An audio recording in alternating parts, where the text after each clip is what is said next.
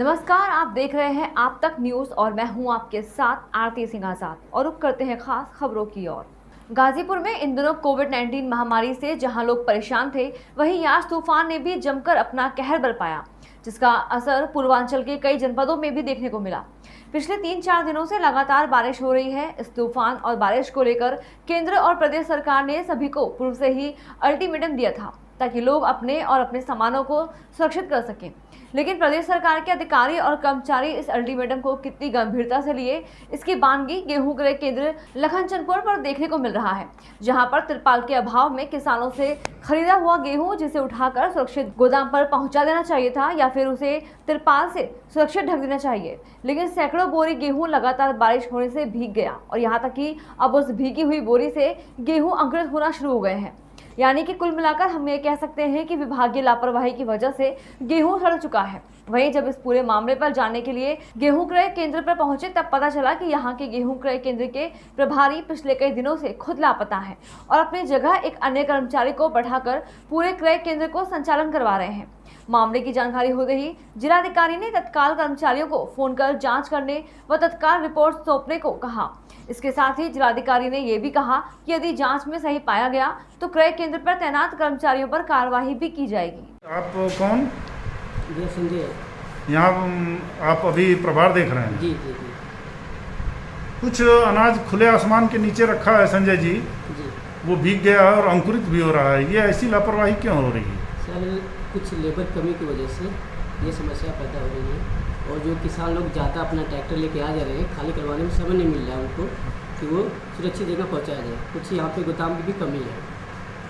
और ये तो खुले आसमान के नीचे रखा गया है, कैसे भीग गया? त्रिपाल ढक रखे हैं सरकार, हम भी त्रिपाल लगवाए थे इस पर और आधी की वजह से सरकार उनका त्रिपाल हट चुकी है, वही भीग रहा है सर। फिर उस गेहूँ का क्या करेंगे? वो नुकसान कैसे भरपाई होगी? वो सड़ जाएगा या क्या? थोड़ा सा उसको हम लोग एडजस्ट करेंगे किसी तरह से देर से, इतना दुक्का बोला है सर वो नहीं। प्रभारी महोदय क्यों नहीं आ रहे हैं रितेश जी?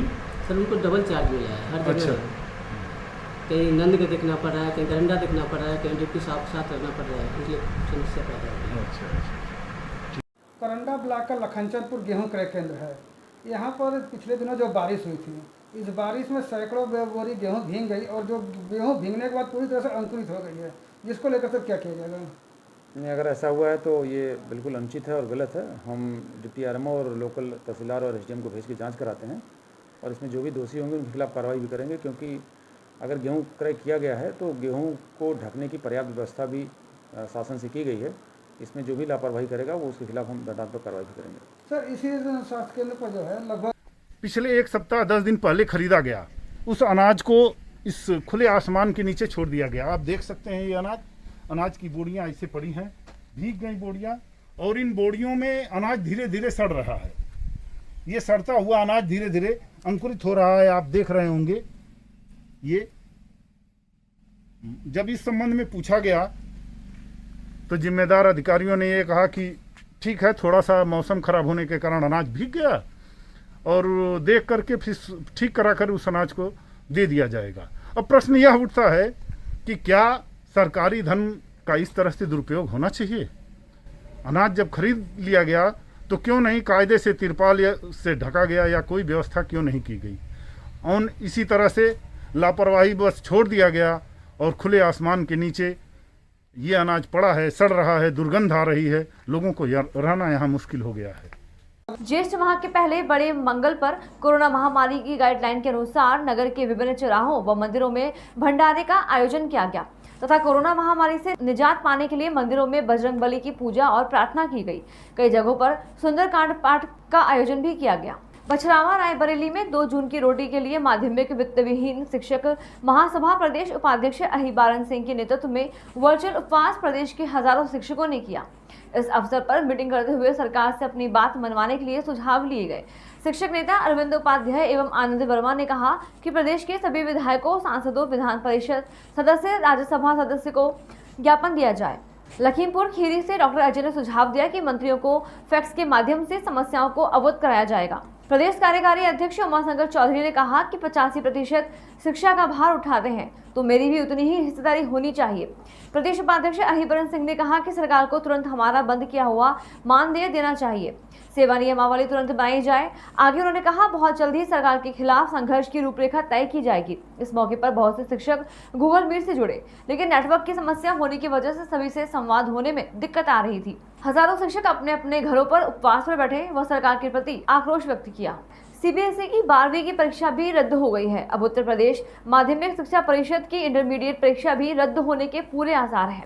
वजह सीबीएसई परीक्षा का निर्णय प्रधानमंत्री नरेंद्र मोदी की अध्यक्षता में हुआ है। मुख्यमंत्री योगी आदित्यनाथ जल्द ही इस संबंध में बैठक करके निर्णय लेंगे।